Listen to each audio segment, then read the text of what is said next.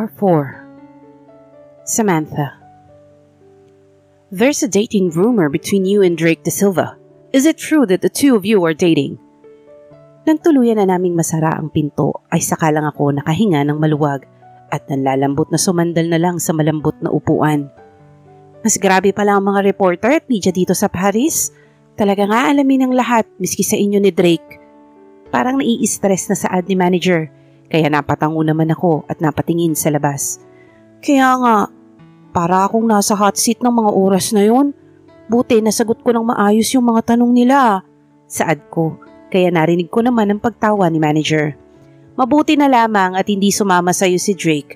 Paniguradong yanig ang mundo kapag nahalata nilang si Drake ang nagatid sa'yo sa airport. Anya, kaya napailing na lang ako at ipinikit ang mga mata para makapagpahinga saglit. Iidlip lang ako saglit, Gabriela. 1 oras yata ang biyahe natin papunta sa rest house. Umidlip ka din muna. Bilin niya, kaya tumango na lamang ako at ipinikit ang mga mata. Hindi pa ako nakakatuluyang makatulog, ay naramdaman ko naman ang pag-vibrate ng cellphone ko.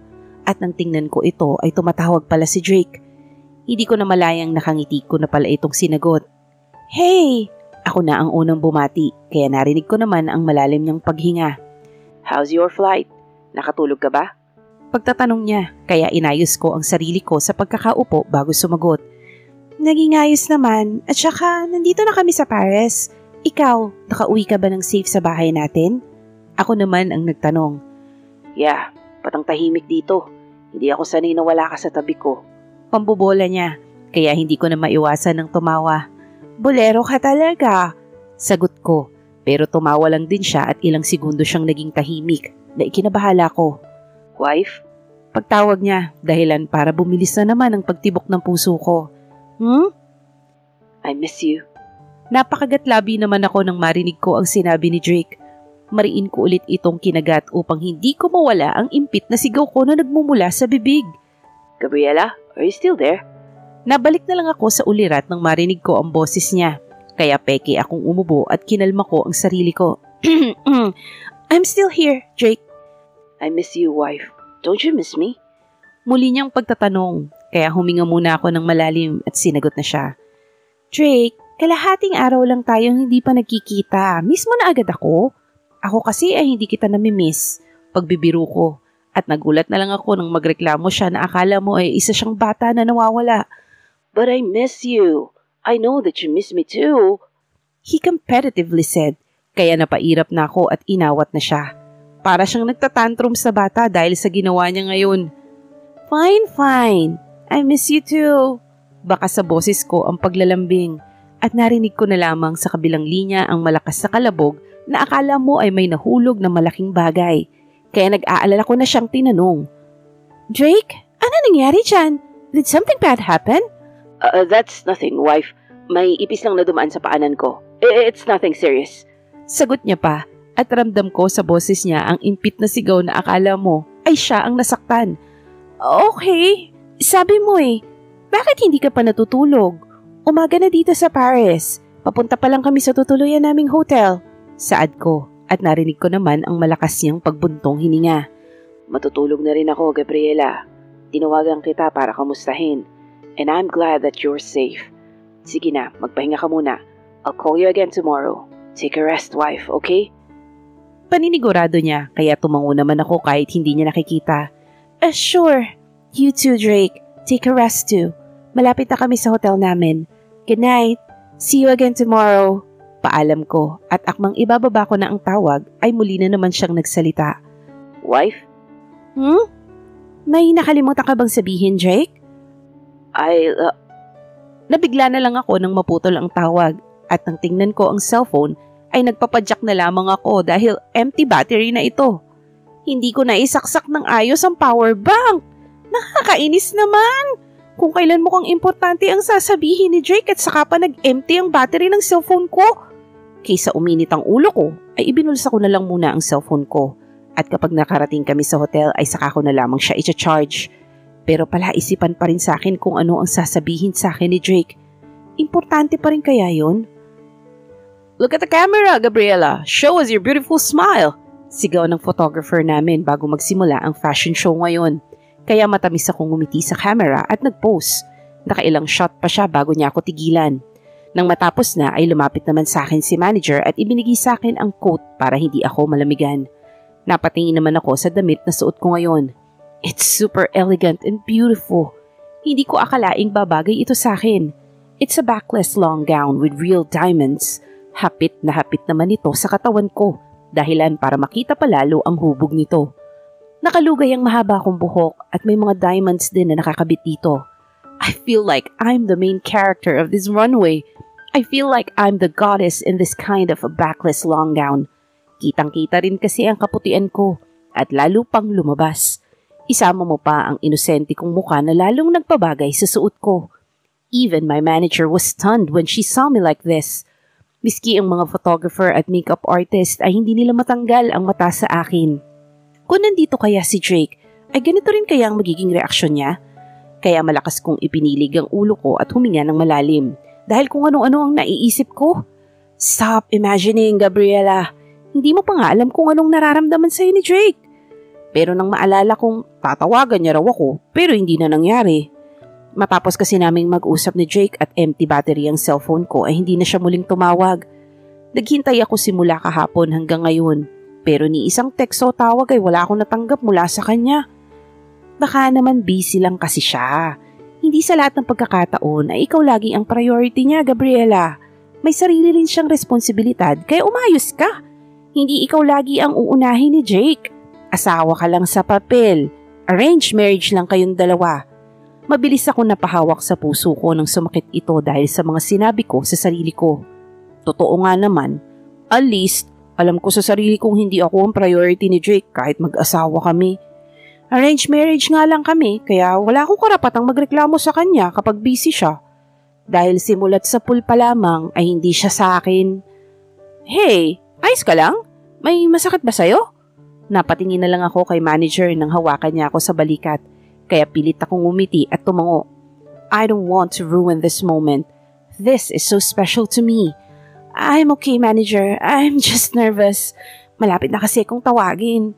Pagsisinungaling ko, kaya malakas akong tinapik ni manager sa balikat. You can do it, Gabriela. You're the main character of this runway. Own that runway.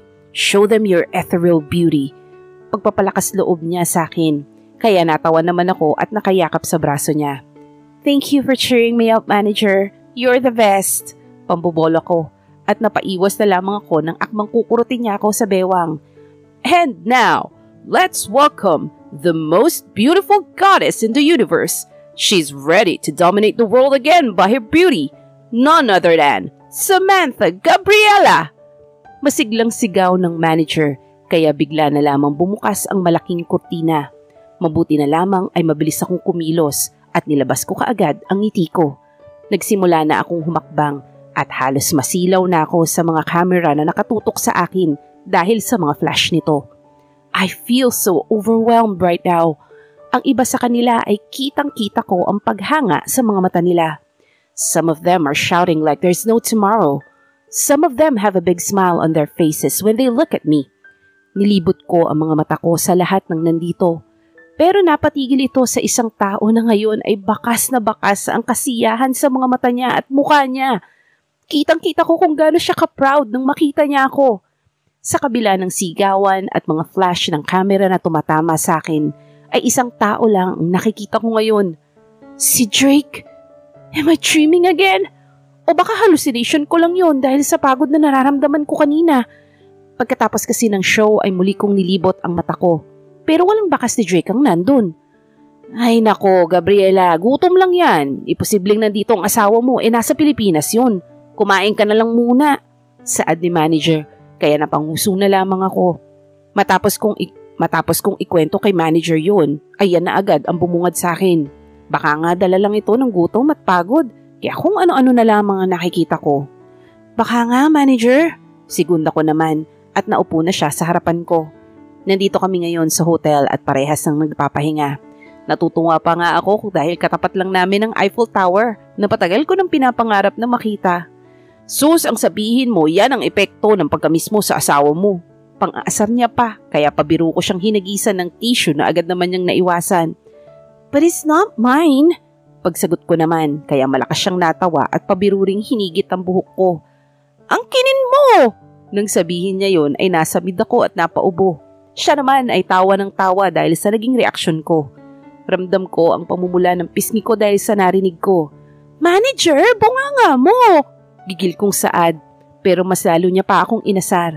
Dahil sa ginawa niyang yun ay tumayo na ako at sinuot na ang coat at gloves ko dahil pupunta na ako ng Eiffel Tower. Si Gabriela, iba yata ang naisip na ang kinin. Pwede mo rin naman gawin yan kay Drake. Totally mag-asawa na kayo. Pang-aasar niya pa kaya inirapan ko na lamang siya at tuloy na siyang iniwan. Si manager talaga, ang hilig akong asarin porket wala lang siyang boyfriend. Bulong ko nang tuluyan na ako nakalabas sa building. Kakaunti na ang naglalakad sa malamig at tahimik na kalsada ng Paris. Dahil doon ay nakaramdam ako ng kapayapaan at kalayaan ngayong gabi. Napangiti na lamang ako kapag tumatama ang mga snow sa katawan ko at kamay ko. Sinasalo ko pa ang iba dito at nilalaro ko ito na parang isang bata. Napatigil agad ako sa tapat ng Eiffel Tower at namamanghang napatitig dito. Simula bata pa lamang ako ay pangarap ko na talaga itong makita ng malapitan kasama ang taong makakasama ko habang buhay. Pero sa ngayon ay ako na munang mag-isa. Walang kasiguraduhan sa ngayon kung ano ang nararamdaman sa akin ni Drake. Ayokong tanungin, natatakot ako. Pero kahit ganun ay umaasa ako na sana, balang araw, ay si Drake ang katabi ko habang hawak ko ang kamay niya at sabay naming pinagmamasan ang napakagandang tanawin sa harapan ko. Ipinikit ko ang mga mata ko at binuksan ko ang palad ko para saluhin ang mga snow na naglalaglagan ngayon sa harapan ko. Pinikit ko ang mata ko at ninamnam ang lamig ng panahon. I wish you were here with me. Mahinang usal ko at malakas na bumuntong hininga. Naramdaman ko na rin ang pangingilid ng luha ko, kaya mariin kong ipinikit ang mga mata ko para hindi tuluyang mahulog ang luhang gustong tumulo sa mga mata ko. Ganito pala ang pakiramdam kapag itinatago mo ang nararamdaman mo sa isang tao. Ang bigat, sobrang bigat. Pero natulos na lamang ako sa kinatatayuan ko nang maramdaman ko ang dalawang braso na yumakap mula sa likuran ko at bumulong sa tenga ko. I'm here now, wife. I'm sorry for making you wait for so long. Baritonong bulong niya. Kaya mabilis akong umalis sa pagkakayakap niya at nilingon siya. Drake! Paus kong saad at napahawak naman sa mukha niya. Baka mamaya ay nananaginip pala ako o baka hallucination ko na naman siya dahil sa pagod. Yes, it's me, wife. Sagot naman niya. Kaya hindi ko na mapigilan ang yakapin siya ng sobrang higpit na ginantihan naman niya. Am I dreaming? Naiiyak kong sagot, kaya narinig ko na naman ang pagtawa niya. Naramdaman ko namang hinalikan niya ang tuktok ng buhok ko at mas lalo pang yumakap sa kanya ng mahigpit. You're not dreaming, wife. I'm in front of you. I'm real. Paninigurado niya pa, kaya hindi ko na mapigilang ngumiti at mas lalo pang sumiksik sa katawan niya. I can't believe that you're in front of me right now, Drake. Because I miss you and I wanted to see you again, my beautiful wife.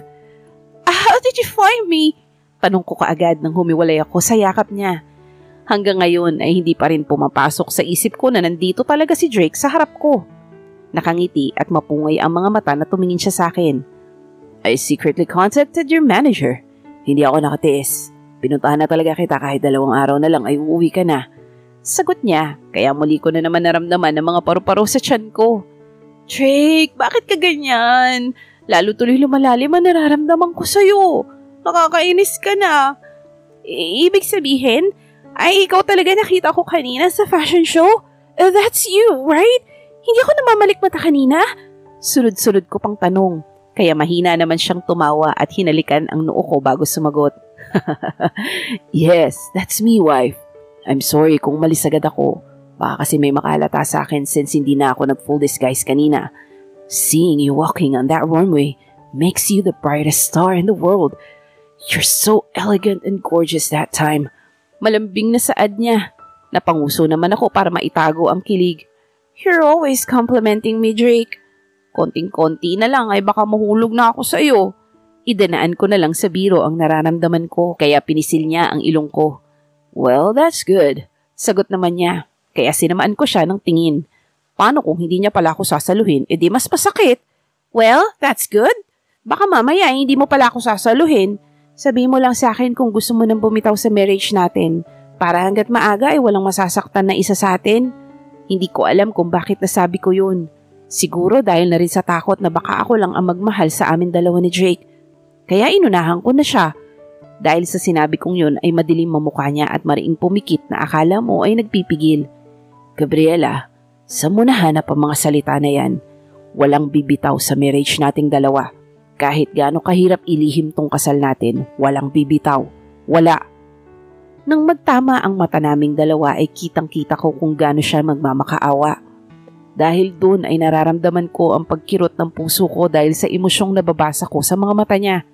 Kaya tumango ako at humingi ng sorry dahil sa sinabi ko. I'm sorry, Drake. Marami lang talaga akong iniisip ngayon. It's just that I'm scared. Paano kung hindi nag-work out? Parang nasayang lang natin ang oras ng isa't isa. Bakas ang takot at pangamba sa boses ko. Kaya mabilis niyang sinakop ang labi ko na ikinagulat ko. Lahat ng takot at pangamba ko ay bigla na lamang naglaho na parang bula nang maramdaman ko ang magaan niyang halik sa akin. Lahat ng nakapaligid sa amin ay unti-unting nawala at tanging pagtibok na lamang ng puso ko ang naririnig ko. In the middle of the busy life of Paris and the mesmerizing view of the Eiffel Tower, the only thing on my mind right now is the lips of my husband. The way he kissed me. It gave me thousands of butterflies in my stomach. It feels like he's assuring me that our marriage will work out. Unti-unti kong minulat ang mga mata ko nang maramdaman ko ang konting paglayo ng labi niya. Nang magtama ang mga mata naming dalawa, ay may isang emosyon na nakalagay dito. Adoration is evident in his almond eyes. I suppressed my lips and bit my tongue because I feel like I'm going to lose my balance from the way Drake is looking at me. Oh gosh, why are you like this, Drake? Ang sakit. At the same time, ang gaan mong mahalin. Hindi ko alam pero ikaw lang ang kauna-unahang lalaki na nagparamdam sa akin ng lahat. Kung paano magtago ng nararamdaman sa isang tao. Kung paano kiligin ng hindi mo napapansin. At kung paano ako magtimpi, masabi ko lang ang nararamdaman ko sa'yo. Yan ang pinaparamdam mo sa akin, Drake. Wife, hold on to our marriage, okay? Hold on. One day malalaman rin nila ang tungkol sa atin. Please trust me. Trust me, Gabriela. Keep holding on, okay? Paninigurado niya. Kaya ngumiti ako at pinagdikit naman niya ang noo naming dalawa. Sumilay ang maliit na ngiti sa labi niya at muli na naman niya akong niyakap ng mahigpit. Mukhang namimihasa yata si Drake na yakapin ako Baka mamaya kapag nawala na siya, napanapin ko. Mukhang mahihirapan pa yata akong kalimutan siya. Kaya ang ginawa ko ay gumanti na rin ako ng yakap sa kanya at inalis muna ang mga negatibong bagay na